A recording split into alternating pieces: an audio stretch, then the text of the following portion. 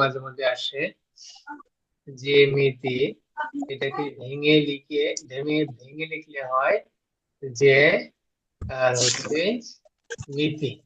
যে অর্থ কি? ভূমি। আর মিতি হচ্ছে পরিমাপ, বুঝছো?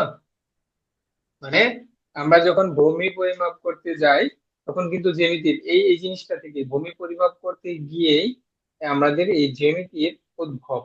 এই যে আমরা উপপাদ্য, সম্পাদ্য এবং বিভিন্ন জ্যামিতিক স্ট্রাকচার, হ্যাঁ, এগুলো আমরা শিখবো। কেন শিখবো? এবং এটা শুরু করছিল ঠিক খ্রিস্টের 300 অব্দে, খ্রিস্টপূর্ব 300 অব্দে শুরু হয়েছিল। তখন জমি পরিমাপ করতে গিয়ে এই জ্যামিতির ধারণার উৎপত্তি হয়। তো তখন থেকে নানান ডে বাই ডে আমরা অনেক কিছু জানতে পারতেছি।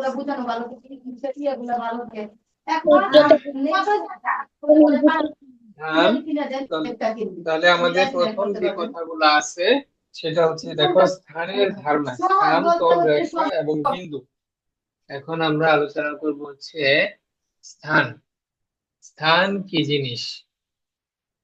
স্থান, তো আমরা যে কোনো একটা জিনিস, হ্যাঁ, ধরো একটা বই, খাতা, কলম, পেন্সিল, তারপর হচ্ছে তোমার চেয়ার, টেবিল, আমাদের ঘরে যা জিনিসপত্র আছে, হ্যাঁ, সবগুলা। আচ্ছা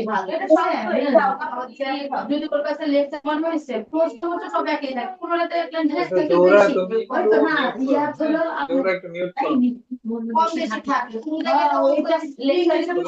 তোমার এখান থেকে নয়েজ আসতেছে।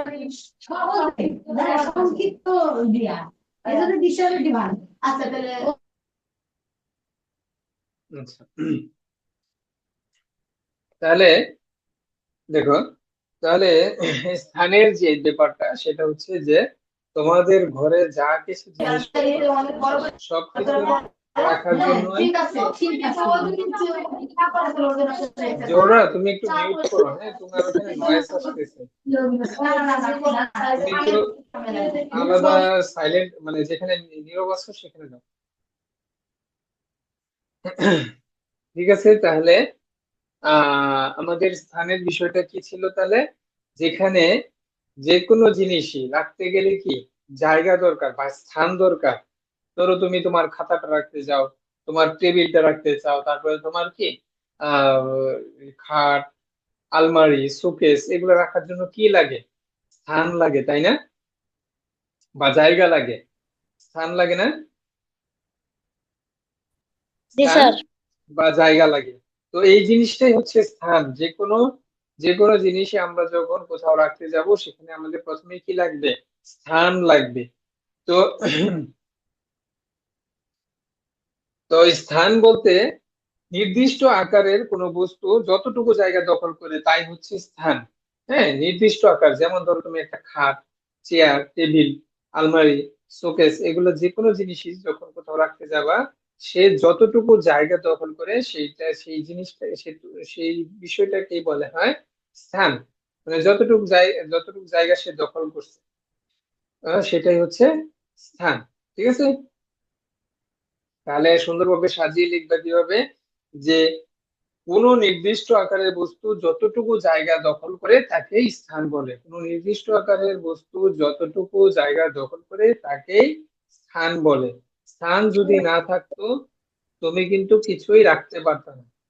তুমি যে বসে আছো, এখানে যদি স্থান না থাকতো তুমি কি বসতে পারতা না। তো এই জন্যই স্থানের ধারণাটা আমাদের সবচেয়ে প্রথম দরকার। কারণ স্থান না থাকলে আমরা কোনো কিছুই কি রাখতে পারবো না। স্থান যখন আছে সেখানেই আমরা কি যে কোনো জিনিস রাখতে পারি। তো এটাই হচ্ছে স্থানের ধারণা। তাই স্থানের সংজ্ঞাটা কি দিবা? কোনো নির্দিষ্ট আকারের বস্তু যতটুকু জায়গা দখল করে তাকে কি বলে? স্থান বলে।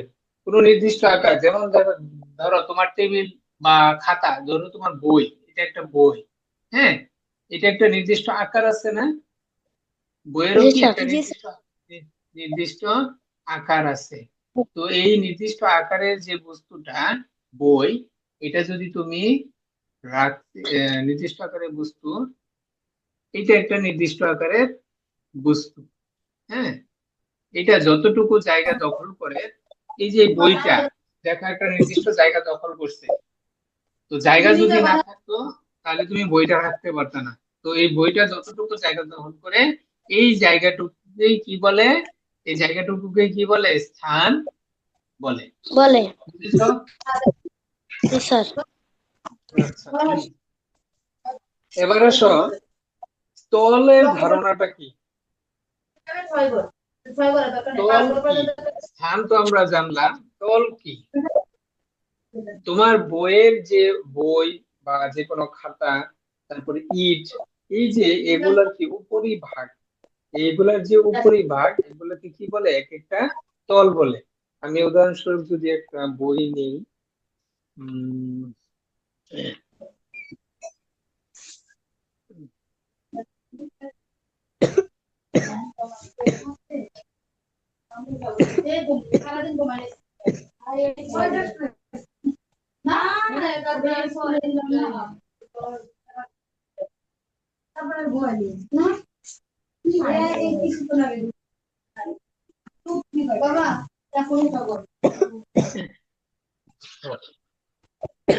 এই যে দেখো, উদাহরণস্বরূপ আমরা একটা, দেখো একটা বস্তু নিচ্ছি, হ্যাঁ, দেখো এটার কি, এই যে উপরিভাগ, এইটার এই যে দেখো এটার একটা উপরিভাগ আছে, আবার ডান পাশে একটা তল আছে, হ্যাঁ, তারপর হচ্ছে তোমার এই পাশে যেরকম একটা তল, ঠিক এটার বিপরীত দিকে আরেকটা তল আছে, হ্যাঁ, আবার দেখো উপরে একটা তল, আবার এই পাশেও একটা তল, দেখছো?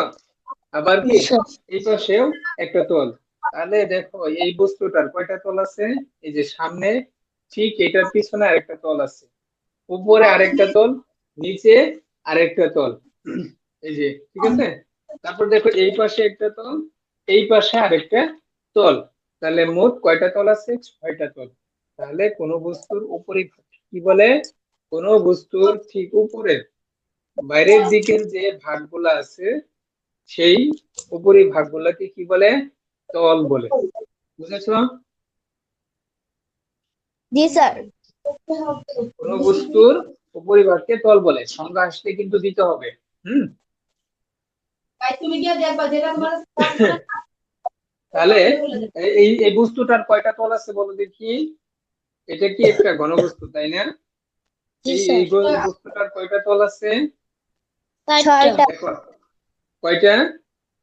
6টা। 6টা তল আছে। এই যে সামনে একটা, ঠিক এইটার পিছনে আরেকটা আছে, ঠিক আছে, সামনে একটা, ঠিক পিছনে একটা আছে, আবার দেখো এই যে উপরে একটা তল, তার নিচে আরেকটা তল আছে না? জি স্যার। উপরে একটা নিচে একটা, আবার দেখো ডান পাশে এই দিকে একটা তল, আবার কি এই যে বাম পাশে আরেকটা তল, ঠিক আছে।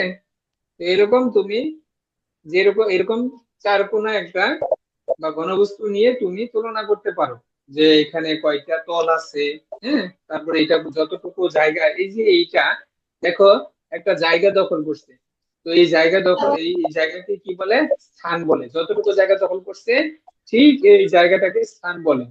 আর তল হচ্ছে কোন বস্তুর উপরিভাগকে তল বলে, ঠিক আছে।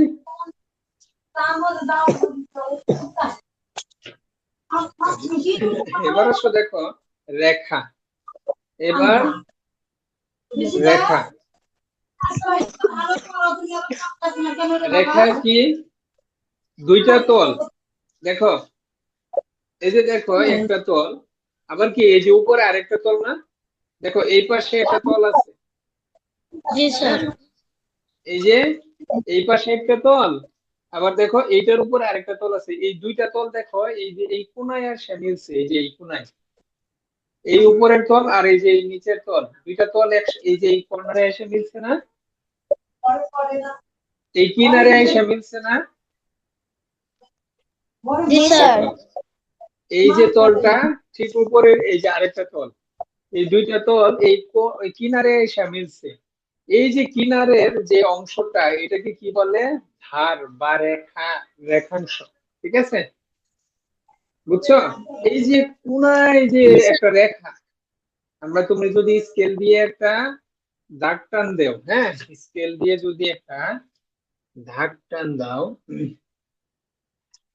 এই যে, তাহলে এটা কি একটা রেখাংশ বা রেখাও বলতে পারো। এটা যদি অসীম পর্যন্ত বিস্তৃত থাকে দুই দিকে তখন এটাকে রেখা বলে।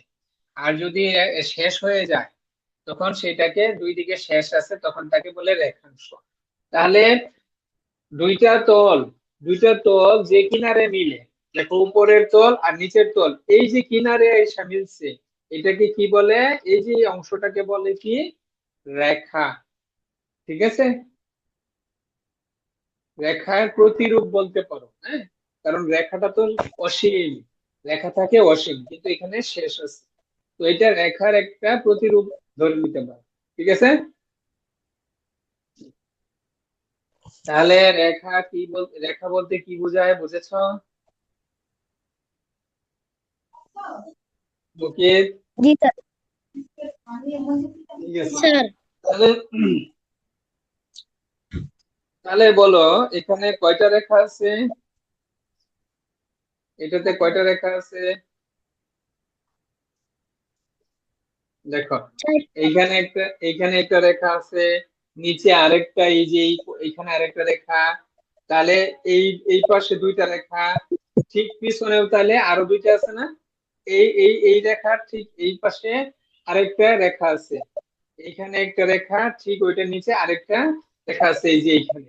ঠিক আছে, আবার দেখো, তাহলে মোট কয়টা হলো? এক, দুই, তিন, চারটা রেখা। আবার দেখো এই পাশেও একটা রেখা আছে, এই যে এইখানে এই কোণাতে আরেকটা রেখা আছে, নিচে আরেকটা রেখা। ঠিক আছে, তাহলে এখানেও এদিকেও দুইটা এদিকেও দুইটা, মোট তাহলে কয়টা হইলো? এখানেও চারটা হইলো। তাহলে আগের চারটা আর এই চারটা কয়টা হইলো? আটটা হইলো। চারটা। ঠিক আছে, আটটা, মোট মোট আটটা হইলো। ঠিক আছে, আবার দেখো এই পাশেও খাড়া, এই যে খাড়া, এদিকেও একটা রেখা আছে, তাহলে এদিকেও একটা রেখা আছে খাড়া, এই কোনায়, এই কোনায় পিছনের কোনায় আরেকটা আছে, ওই পিছনের কোনায় একটা আছে, তাহলে মোট কয়টা? 12টা রেখা আছে এই এই এই বস্তুটাতে, বুঝছো? তোমরা হাতে একটা ইট নিতে পারো, মানে একদম ভাঙা ইট না, আস্ত ইট নেবা বা সম্পূর্ণ একটা ইট নেবা, ইটে নিয়ে ইট বা তোমার ইট নিলেই ভালো হবে, ইটের জিনিসটা বুঝতে সহজ হবে। তোমাদের বইয়েও কিন্তু ইটের একটা ছবি দিয়ে দিছে। হ্যাঁ, তো ইট দিয়ে তোমরা খুব সুন্দরভাবে বুঝতে পারবা।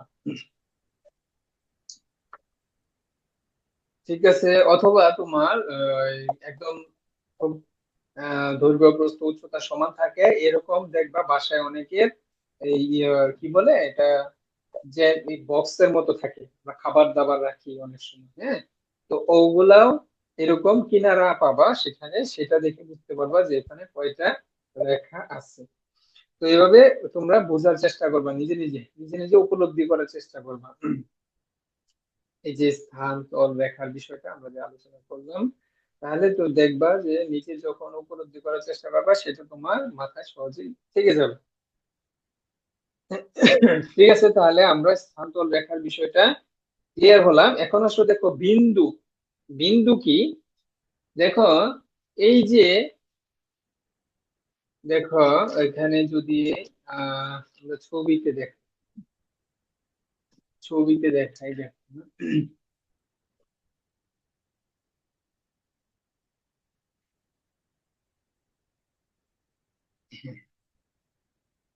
দেখো আমরা যদি একটা ইট নেই, দেখবা যে অনেকটা ইট অনেকটা এই ছবির সঙ্গে মিলে গেছে।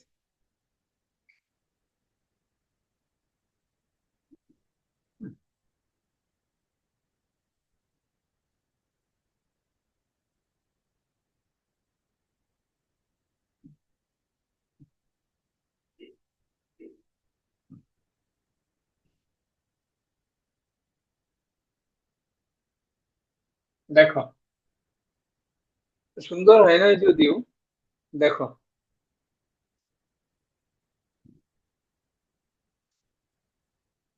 দেখো এই যে আহ ইটটা, দেখো এদিকে দৈর্ঘ্য আর এদিকে হচ্ছে প্রস্থ, আর এদিকে কি উচ্চতা।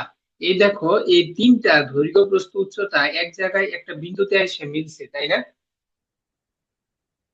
এক জায়গায় এসে এই যে দৈর্ঘ্য, প্রস্থ এবং উচ্চতা, দেখো একটি একটি জায়গায় এসে মিলিত হয়েছে। এই মিলিত জিনিসটাকে কি বলে? বিন্দু বলে। এক জায়গায় যে এসে মিলছে, এখানে দেখো একটা ফুটা পাই না, তিনটা রেখায় একটা বিন্দুতে এসে মিলছে, একটা জায়গায় এসে মিলছে, এটাকে কি বলে? বিন্দু বলে। বুঝছো? তাহলে বিন্দু জিনিসটা কি বুঝেছো? যেমন আমরা একটা কি পেন্সিল দিয়ে বা কলম দিয়ে ফুটা দিলে এই জিনিসটাকে আমরা কি বলবো? বিন্দু বলবো। ঠিক আছে? তাহলে স্থান, তল, রেখা এবং বিন্দু, এই বিষয়টা কি ক্লিয়ার? বুঝেছো? জি স্যার। জি স্যার।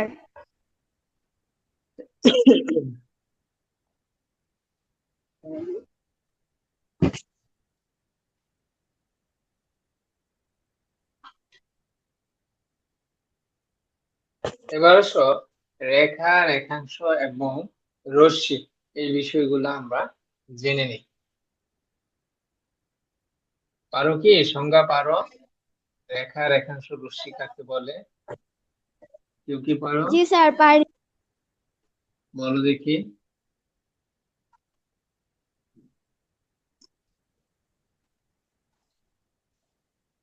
রেখার নির্দিষ্ট কোনো দৈর্ঘ্য নেই, এটা যত চাই তত লম্বা হইতে পারে। বাট রেখাংশ একটা সীমাবদ্ধ, এটার একটা মানে আছে, এটা আর বড় হয় না। আর রশ্মি হচ্ছে এক পাশ থেকে শুধু বড় হতে পারে। হ্যাঁ, ঠিক আছে। তাহলে দেখো রেখা কি জিনিস আর রেখাংশ কি জিনিস আর রশ্মি কি জিনিস, তো আমরা একটু পার্থক্য আসলেও যেন বলতে পারি। তো দেখো এক নম্বরে রেখার চিত্রটা কিরকম থাকে? রেখা চিত্রটা দুই দিকেই তীর চিহ্ন দিয়ে বোঝানো হয়েছে, দুই দিকেই বাড়তে পারে। এই যে বাম দিকেও বাড়তে পারে, ডান দিকেও কি অসীম অসীম পর্যন্ত বিস্তৃত হইতে পারে। তো এই যে অনির্দিষ্ট, এটার দৈর্ঘ্য কি? অনির্দিষ্ট। এটার দৈর্ঘ্য কি? রেখার দৈর্ঘ্য কি? অনির্দিষ্ট মানে অসীম। রেখার দৈর্ঘ্য অসীম। ঠিক আছে? অসীম মানে কি? দুই দিকেই কি অসীম পর্যন্ত বাড়তে পারে, মানে শেষ নাই, তাই না? কিন্তু রেখাংশের দৈর্ঘ্য কি নির্দিষ্ট, তাই না? রেখাংশের দৈর্ঘ্য নির্দিষ্ট। এই যে দেখো দুইটা বিন্দুর মধ্যে, দুইটা বিন্দু পর্যন্ত যে দৈর্ঘ্য সেটাই হচ্ছে রেখাংশ। দুইটা বিন্দু পর্যন্ত যে দৈর্ঘ্য সেটাই হচ্ছে কি রেখাংশ।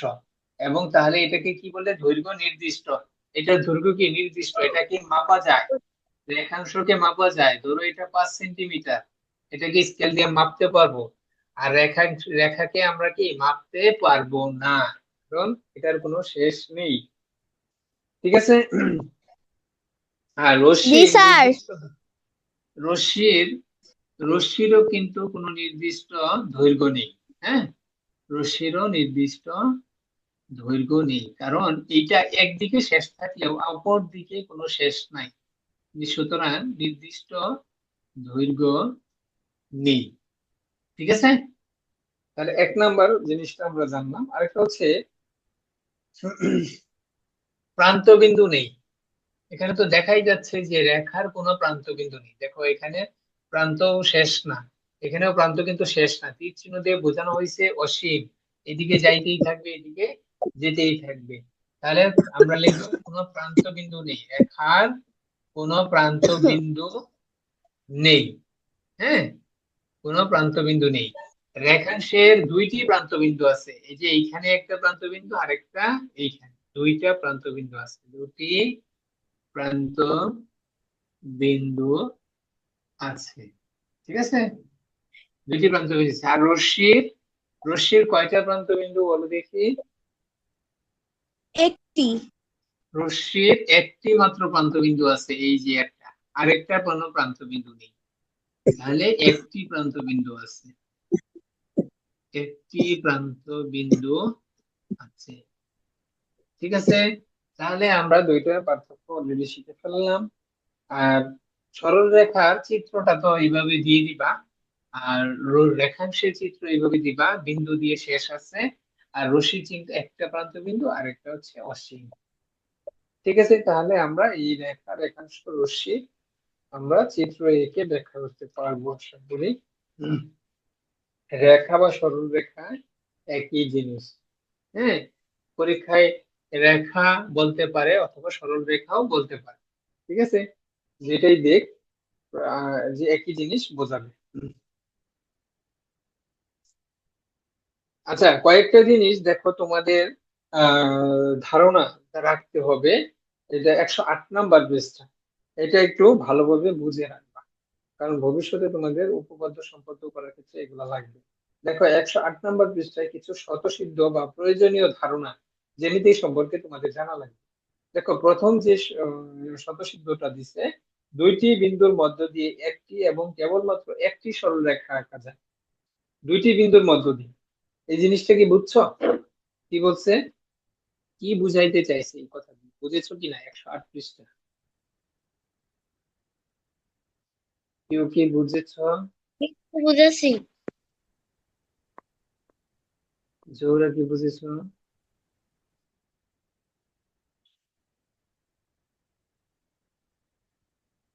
মুখে কি বুঝছো বলো দেখি একটু, আমরা স্যার, শুনি। আর এখানে দুইটি বিন্দুর মধ্য দিয়ে শুধুমাত্র একটি সরল রেখায় আঁকা যায়। হ্যাঁ, যেমন দেখো প্রথম যে স্বতঃসিদ্ধ, যে দুইটি বিন্দুর মধ্য দিয়ে এই একটা বিন্দু আরেকটা বিন্দু নিলাম, এই দুইটা বিন্দুর মধ্য দিয়ে এই একটা সরল রেখায় আঁকতে পারবা। এই দুইটা বিন্দু দিয়ে কি আরো কোনো সরল রেখা আঁকা যাবে? যাবে না। এই দুইটা বিন্দু দিয়ে আর কোনো সরল রেখা কি আঁকতে পারবা? আঁকতে পারবা না, কারণ দেখো এই বিন্দু থেকে এই বিন্দু, এখানে তো অন্য আরেকটা বিন্দু চলে আসলো। তাহলে এই দুইটা বিন্দু যখন তোমাকে ফিক্সড করে দিবে, নির্দিষ্ট করে দিবে, তখন এই দুইটা বিন্দু দিয়ে একটার বেশি কখনোই কি সরলরেখা আঁকতে পারবে না। ঠিক আছে, বোঝা গেল? জি স্যার। তো এটা জেনে রাখো। 2 নাম্বার স্বতঃসিদ্ধটা কি বলছে, যে যেসব বিন্দু একই সরল রেখায় অবস্থান করে তাদের সমরেখ বিন্দু বলে। যেসব বিন্দু একই সরল রেখায় অবস্থান করে তাদের কি বলে? তাদের কি বলে? 2 নাম্বার স্বতঃসিদ্ধটা কি বলছে, এটা কি বুঝছো?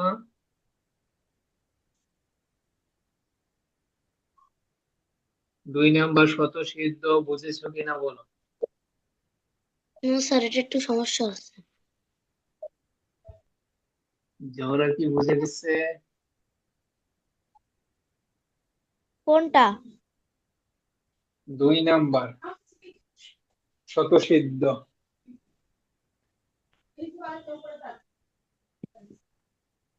পাইছো?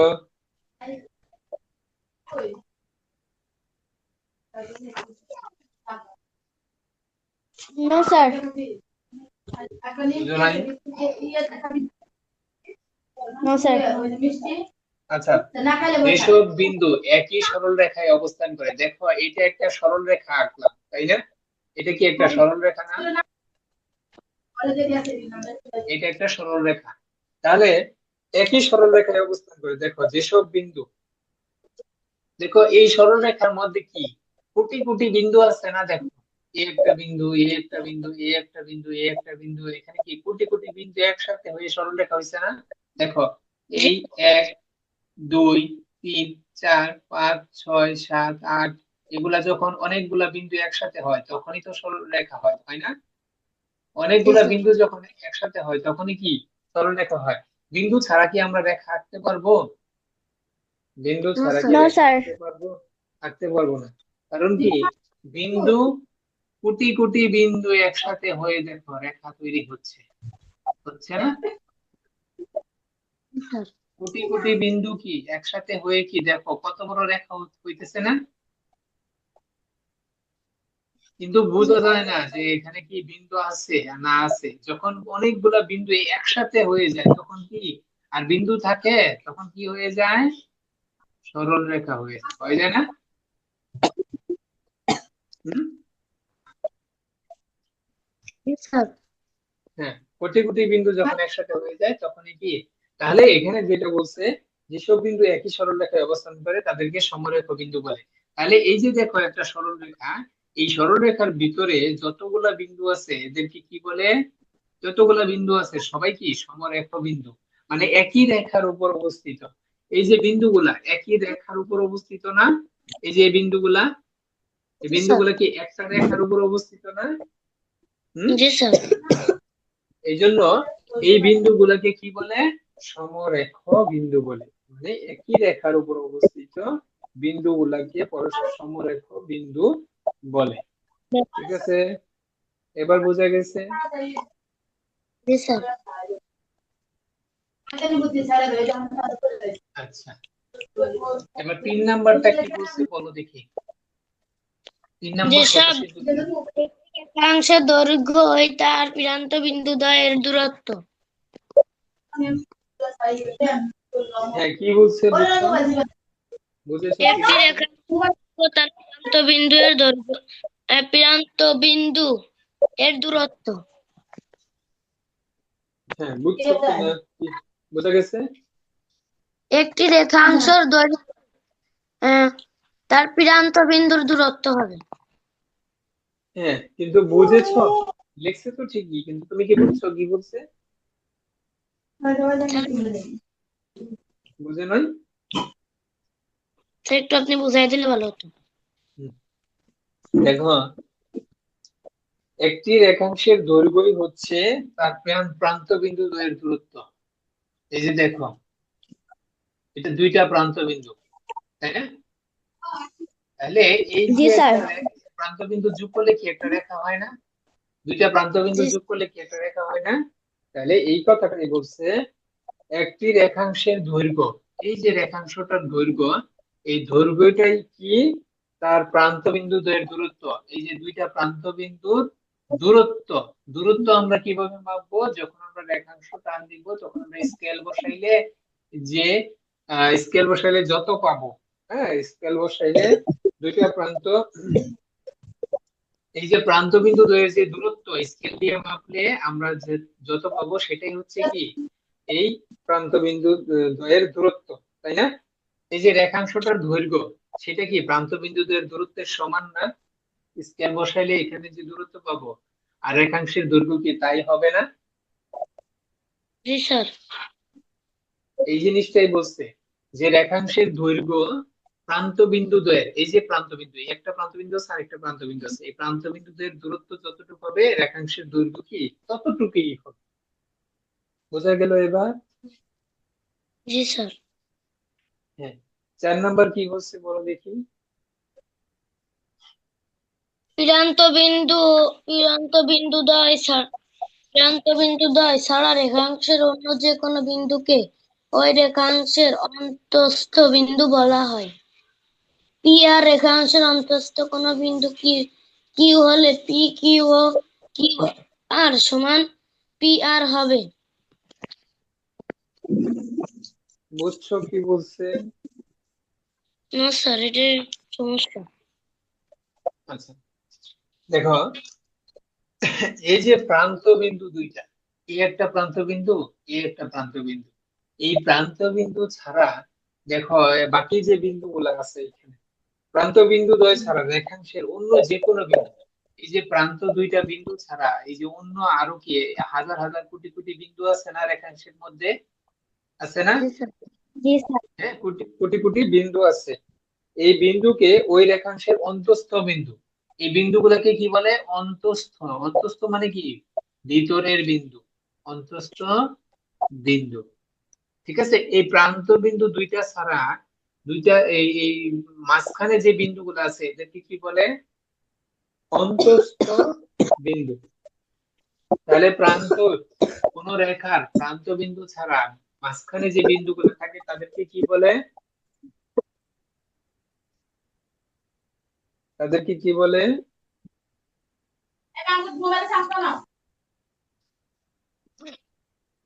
কোন রেখার প্রান্তবিন্দু ছাড়া, কোন রেখাংশের প্রান্তবিন্দু ছাড়া মাঝখানের যে বিন্দুগুলা থাকে, হ্যাঁ, সেগুলোকে কি বলে?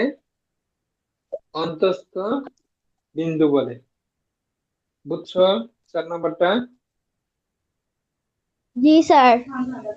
আচ্ছা, তাহলে পি আর একটা রেখাংশ।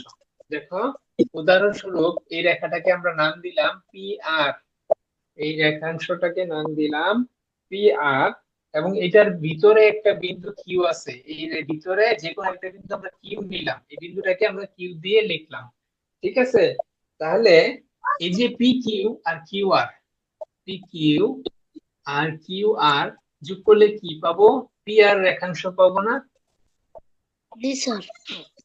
হ্যাঁ, এটাই বলছে যে পি কিউ যদি আর কিউ আর যদি যোগ করি তাহলে সম্পূর্ণ রেখাংশই পাবো পি আর, এটাই বলছে। ঠিক আছে? কিন্তু বিন্দুটা হইতে হবে, এই যে কিউ বিন্দুটা হইতে হবে কি? রেখার অন্তস্থ বিন্দু হইতে হবে। ঠিক আছে? কিউ কিন্তু এখানে দেখো অন্তস্থ বিন্দু, অন্তস্থ মানে কি? মাঝ মাঝ রেখার যে কোনো একটা বিন্দু, রেখার উপর যে কোনো একটা বিন্দু। তাহলে 5 নম্বরটা বলো দেখি কি বলছে। একটি সমতলে দুইটি রেখা একটি এবং কেবলমাত্র একটি বিন্দুতে পরস্পরকে ছেদ করতে পারে। বুঝছো কি বলছে? স্যার আপনি বুঝাই দেন। আচ্ছা, এই যে বোর্ড, দেখো এই বোর্ডটা কি সমতল না, না উঁচা নিচে আছে? এই বোর্ডটা কি, যে সাদা হোয়াইট বোর্ডটা, এটা কি উঁচা নিচা না? আমি যে বোর্ডে লিখতেছি এটা কি উঁচা নিচা না সমতল? স্যার সমতল না? সমতল। জি সমতল। স্যার। তো একটি সমতল, এই সমতলে দুইটি রেখা, হ্যাঁ দুইটি রেখা, দেখো এই যে একটা রেখা আরেকটা রেখা নিলাম, দুইটা রেখা, দুইটা রেখা একটি এবং কেবলমাত্র একটি বিন্দুতে পরস্পরকে ছেদ করতে পারে। এই যে দেখো, এই যে দুইটা রেখা, 1 নাম্বার রেখা আর 2 নাম্বার রেখা, এই দুইটা রেখা দেখো পরস্পর একটি বিন্দুতে ছেদ করছে, দেখছো? এই যে একটি বিন্দুতে ছেদ করছে, পাইছো? জি স্যার। হ্যাঁ, এটা কখনোই দুইটি বিন্দু হবে না, শুধুমাত্র একটা বিন্দুতেই ছেদ করতে পারবে। ঠিক আছে? দুইটা রেখা কখনোই একের অধিক বিন্দুতে ছেদ করতে পারবে না, শুধু এই একটা বিন্দুতেই ছেদ করতে পারবে। ঠিক আছে? এই কথাটাই বলছে। 6 নম্বরটা বলো দেখি কি বলছে।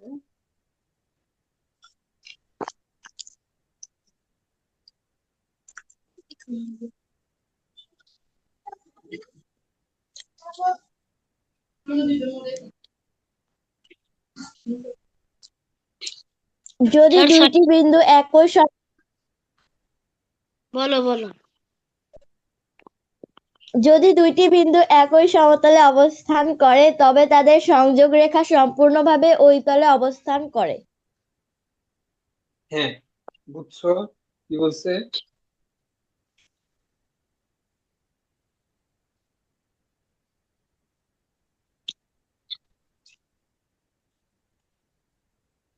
কি বলছে বুঝেছো কিনা বলো। No sir.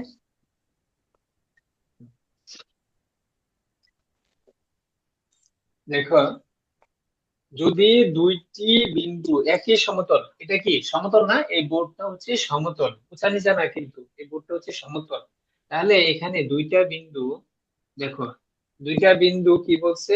একই সমতলে, এই একই সমতলে আছে, একই সমতলে অবস্থান করে, তবে তাদের সংযোগ রেখা, সংযোগ মানে কি? এই যে যোগ করলাম, ঠিক আছে? সংযোগ মানে হচ্ছে স্কেল দিয়ে যোগ করলাম দুইটা বিন্দু, যোগ করলে এই যে সংযোগ রেখাটা পাবো, সেই সংযোগ রেখাটা এই তলেই আছে।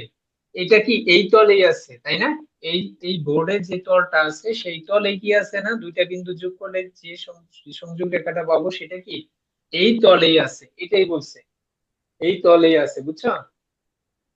জি স্যার। জি স্যার। ঠিক আছে, তাহলে আমরা বেসিক বিষয়গুলো আমরা জেনে নিলাম। স্থানান্তর রেখা, বিন্দু, এবং হচ্ছে রেখা, রেখাংশ এবং রশ্মি। ঠিক আছে? এগুলা কিন্তু পরীক্ষায় সব সংক্ষিপ্ত প্রশ্ন আসবে, এবং এই যে স্বতঃসিদ্ধ গুলা, এগুলা আমাদের মাস্ট জানতে হবে। এবার আসো কোণ। কোণ কাকে বলে বলো দেখি, কেউ পারো কিনা বলো।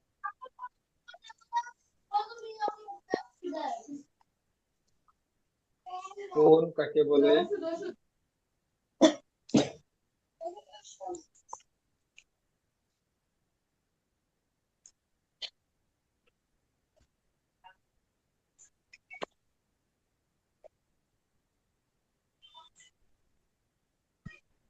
ও মুসহির কাছে নিয়ে দেখতে তেরে মানা করেছি না, ওই সোজা সরাই তো, ওই যে ওর সাথে মিশিয়ে খেয়ে দে। কোণ কাকে বলে বলো দেখি।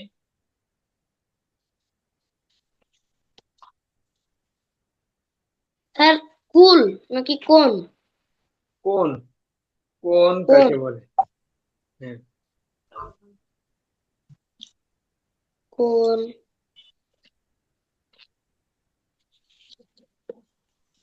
একই সমতলে দুইটি রশ্মি একটি বিন্দুতে মিলিত হলে কোণ তৈরি হয়।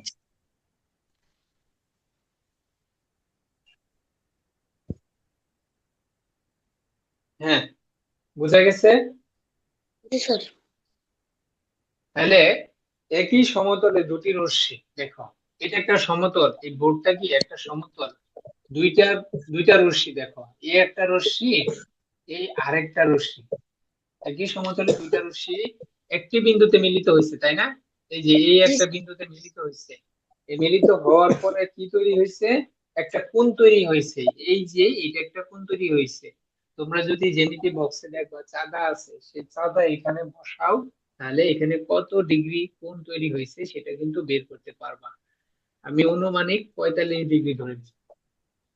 তাহলে তাহলে সংজ্ঞাটা হচ্ছে, দুইটা রশ্মি কোনো একটি বিন্দুতে মিলিত হলে, হ্যাঁ, দুইটা রশ্মি থাকতে পারে, ঠিক আছে, কিন্তু যদি মিলিত না হয় তাহলে কি কোণ তৈরি হবে? এই যে এই দুইটা রশ্মি মিলিত হয় নাই, তাহলে কি কোণ তৈরি হয়েছে? না স্যার। হয় নাই।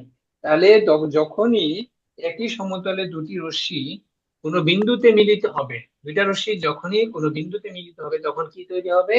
কোণ তৈরি হবে। এটা এই কথাটাই বলছে। এই রশ্মি দুইটাকে কোণের বাহু, এই যে এই দুইটা রশ্মিকে এই কোণটার কি বলে? বাহু বলে। এই কোণটার বাহু বলে। একটি কোণের দুইটি বাহু থাকে, এটা জেনে রাখো, ঠিক আছে। এবং এই যে সাধারণ বিন্দু, দুইটা কোণ যেখানে মিলছে, এই বিন্দুকে কি বলে? সাধারণ বিন্দু বলে। কি বলে?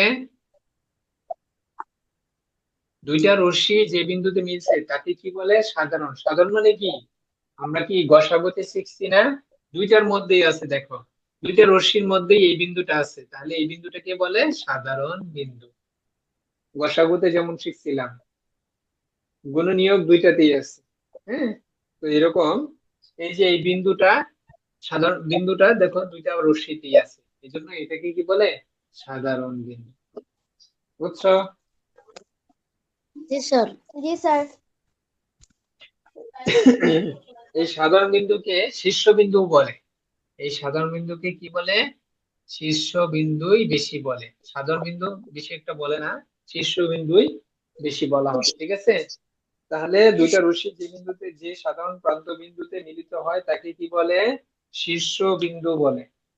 কি বলে? জি স্যার। শীর্ষবিন্দু। শীর্ষবিন্দু। দুইটা রশ্মি যে বিন্দুতে মিলিত হয় তাকে সাধারণ বিন্দু বলে এবং শীর্ষবিন্দু বলে। ঠিক আছে, তাহলে কোণের সংখ্যাটা বলো দেখি। একই সমতলে দুইটি রশ্মি একটি বিন্দুতে মিলিত হলে যা তৈরি হয় তাকে কোণ বলে। ঠিক আছে, এবারে সরল কোণ। সরল কোণ কি জিনিস?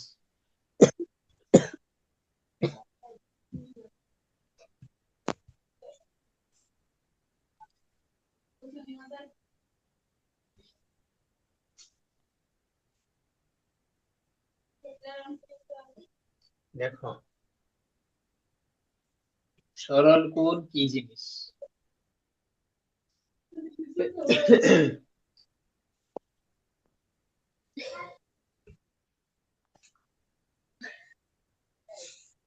দেখো, বই দেখো, তোমাদের বলা আছে এবি একটি রশ্মি, এবি একটি রশ্মি, এবি একটি রশ্মি, ঠিক এই এ বিন্দু, এবি এর বিপরীত দিকে, এবি এর বিপরীত দিকে আরেকটা রশ্মি এই যে এ বিন্দুতে এ বি এর ঠিক বিপরীত মানে উল্টা দিকে দেখো আরেকটা রশ্মি আছে, সেই রশ্মিটার নাম হচ্ছে এসি। এই দুইটা রশ্মি দেখো ঠিক বিপরীত দিকে আছে, একজন আরেকজনের ঠিক বিপরীত রশ্মি। একজন দেখো আরেকজনের কি ঠিক বিপরীত দিকে আছে না, জি স্যার। বিপরীত দিকে আছে। এই জন্য এদেরকে কি বলে, বিপরীত রশ্মি বলে। হ্যাঁ, এই জন্য এদেরকে কি বলে, দেখো এই যে এ বি এর বিপরীত রশ্মি কত, এ বি এর বিপরীত রশ্মি কত বলতো, বিপরীত রশ্মি কোনটা, এই এ বি রশ্মি বিপরীত রশ্মি হচ্ছে এসি, কারণ কি বিপরীত দিকে আছে, বুঝছো? জি স্যার। হ্যাঁ, এখন এই যে এই মিলিত বিন্দু, এই দুইটা রশ্মি যে বিন্দুতে মিলিত হয়েছে সেই বিন্দুতে একটা কোণ তৈরি হয়েছে, এই কোণটাকে কি বলে, সরল কোণ। এই কোণটাকে কি বলে, সরল সরল কোণ। কোণ বলে।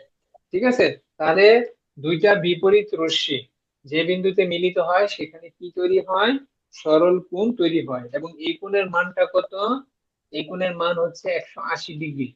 এই কোণের মান কত, 180 ডিগ্রি।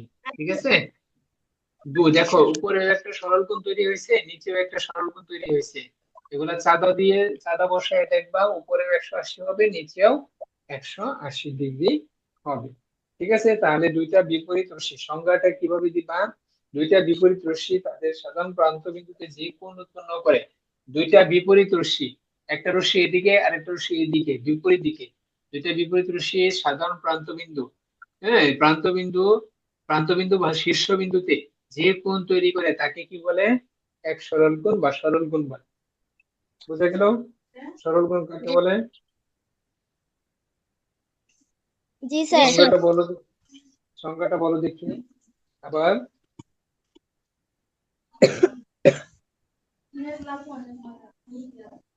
যে কোণের পরিমাণ 180 ডিগ্রি। না না, এভাবে না, একটু সুন্দর করে গুছায় বলতে হবে। দুইটা পরস্পর বিপরীত রশ্মি, দেখো এইদিকে একটা রশ্মি, ডান দিকে একটা রশ্মি, তার বিপরীত দিকে আরেকটা রশ্মি আঁকবা। হ্যাঁ, তার বিপরীত দিকে আরেকটা রশ্মি, এই যে এই বিন্দুতেই আরেকটা রশ্মি, দেখো বিপরীত দিকে আরেকটা রশ্মি, এদিকে একটা রশ্মি, এদিকে একটা রশ্মি, দুইটা বিপরীত রশ্মি যখন মিলিত হয় তখন এই যে সাধারণ বিন্দু বা শীর্ষ বিন্দুতে যে কোণ তৈরি হয় তাকে বলে সরল কোণ। এভাবে সাজিয়ে লিখতে হবে, আবার বলো, সাজায় বলো,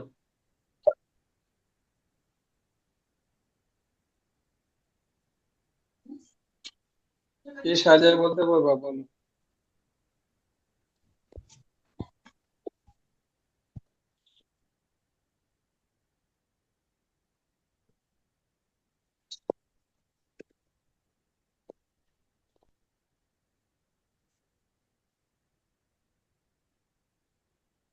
কে সাজায় বলতে পারবা, সংখ্যা তো আসবে পরীক্ষায়, তখন তো আনসার করতে হবে। দেখো দুইটা স্যার, পরস্পর বিপরীত রশ্মি, হ্যাঁ বলো, স্যার কিসের সঙ্গে আরেকবার বলেন তো স্যার, বুঝতে পারলাম সরল না। কোণ, সরল কোণ, সরল কোণের সংজ্ঞা। সরল কোণ। হ্যাঁ, দুইটি পরস্পর বিপরীত রাশি তাদের সাধারণ প্রান্ত রাশি বিন্দুতে না, রাশি না রশ্মি, এগুলাকে কি রশ্মি বলে, তাদের এগুলাকে কি বলে, রশ্মি রাশি বলে না রশ্মি, রশ্মি এগুলাকে রশ্মি বলে। রাশি তো রশ্মি বীজগণিতে পড়তো, রশ্মি জ্যামিতিতে কোনো তাদের রাশি নেই। প্রান্ত বিন্দুতে যে কোণ উৎপন্ন করে তাকে সরল কোণ বলে। হ্যাঁ,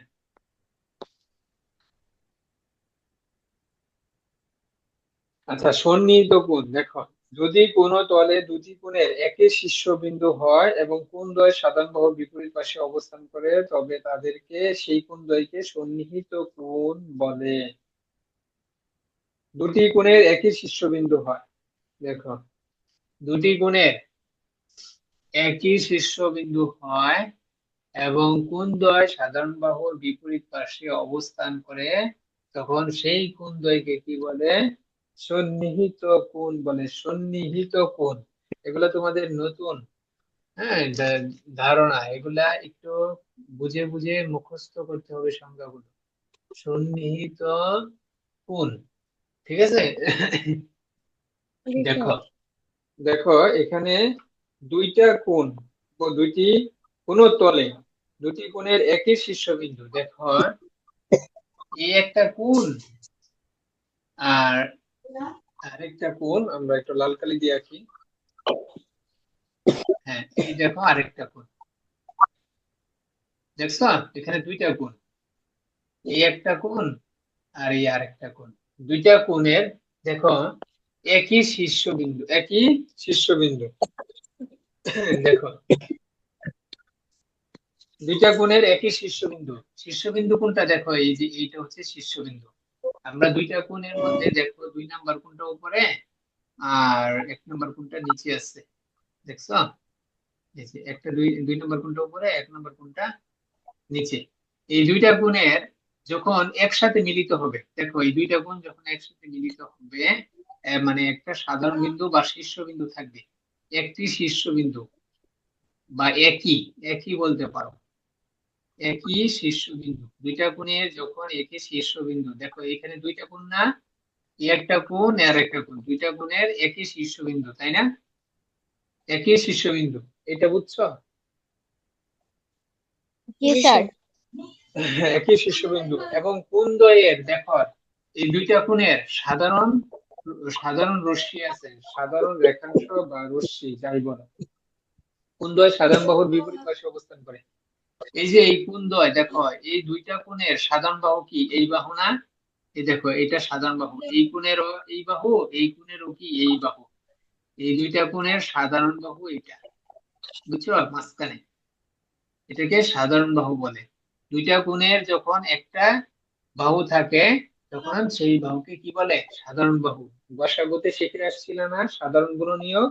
তো এখানে দুইটা বাহুর দুইটা কোণের সাধারণ বাহু হচ্ছে এইটা। ঠিক আছে, দেখো এই কোণেরও বাহু এটা, এই কোণেরও বাহু এটা, এই জন্য একে সাধারণ বলা হচ্ছে, মানে কমন। তাহলে এই সংজ্ঞাটা আমরা কিভাবে দিব? যখন যদি কোনো তলে, যেমন দেখো এই যে একটা হোয়াইট বোর্ড, এটা হচ্ছে একটা তল। যদি যদি কোনো তলে দুইটা কোণের একই শীর্ষবিন্দু, দুইটা কোণের একই শীর্ষবিন্দু এবং কোণদ্বয়, এই যে দুইটা কোণদ্বয়ের সাধারণ বাহু, দুইটা কোণ সাধারণ যে বাহুটা আছে, সাধারণ বাহুর বিপরীত পাশে, একটা উপরে আর একটা নিচে, এই জন্য এক থেকে বিপরীত পাশে বলছে। তাহলে বিপরীত পাশে অবস্থান করে, তবে এই কোণ দুইটাকে কি বলে? সন্নিহিত কোণ বলে। বুঝছো সংজ্ঞাটা কিভাবে লিখবা? প্রয়োজনে বই দেখে একটু ভালো করে বুঝে নাও। যদি কোনো যদি তলে দুইটি হ্যাঁ বলো, কোণের দেখি এক বলো।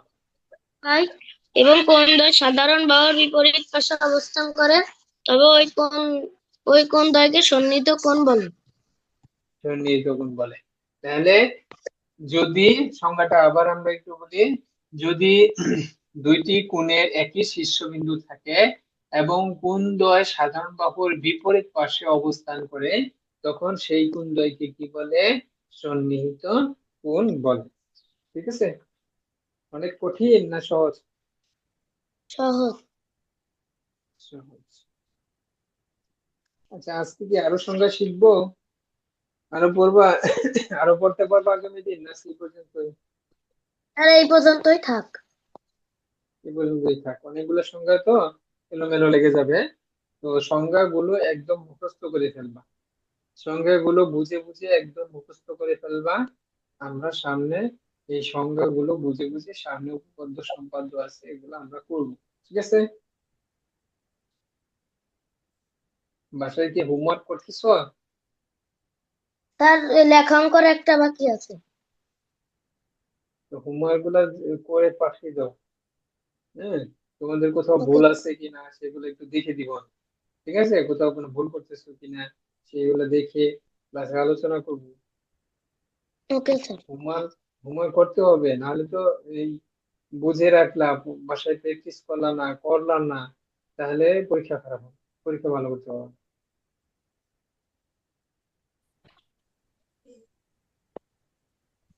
ঠিক আছে, তাহলে আমরা আজকে যে যে বিষয়গুলো জানলাম, যে জ্যামিতি জিনিসটা কি, ভূমির পরিমাপ, আর হচ্ছে স্থান জিনিসটা কি, তল কি, রেখা কি, তারপর হচ্ছে তোমার বিন্দু কি, তারপর রেখা, রেখাংশ কি জিনিস, রশ্মি কি জিনিস, তাই না? স্যার। এরপর কিছু স্বতঃসিদ্ধ, হ্যাঁ কিছু স্বতঃসিদ্ধ যেগুলো জানলাম যে দুইটি বিন্দু, স্বতঃসিদ্ধ গুলো কিন্তু খুব ভালোভাবে বুঝে বুঝে মুখস্থ করবা, এগুলো মুখস্থ করবা। দুইটি বিন্দুর মধ্য দিয়ে একটি এবং কেবলমাত্র একটি সরলরেখা আঁকা যায়, হ্যাঁ এটি, এগুলো ভালোভাবে মুখস্থ না করলেও একদম বুঝে ফেলবা, যেন যে কোনো প্রশ্ন আসলে বুঝে আনসার করতে পারো। তো যেসব বিন্দু একই সরলরেখায় অবস্থান করে তাদেরকে কি বলে? সমরেখ বিন্দু বলে। একটি রেখাংশের দৈর্ঘ্যই তার প্রান্তবিন্দু দ্বয়ের দূরত্ব, ঠিক আছে? একটি রেখাংশের দৈর্ঘ্যই তার প্রান্তবিন্দু দ্বয়ের দূরত্ব। প্রান্তবিন্দু দ্বয় ছাড়া রেখাংশের অন্য যে কোনো বিন্দুকে ওই রেখাংশের অন্তঃস্থ বিন্দু, অন্তঃস্থ মানে কি? রেখাংশের মাঝখানের বিন্দুগুলাকে অন্তঃস্থ বিন্দু বলে। তো একই সমতলে দুইটি রেখা একটি এবং কেবলমাত্র একটি বিন্দুতে পরস্পর ছেদ করতে পারে, ঠিক আছে? আরেকটা 6 নম্বর যে স্বতঃসিদ্ধ সেটা হচ্ছে যে যদি দুইটি বিন্দু একই সমতলে অবস্থান করে তবে তাদের সংযোগ রেখা সম্পূর্ণভাবে ওই তলেই অবস্থান করবে।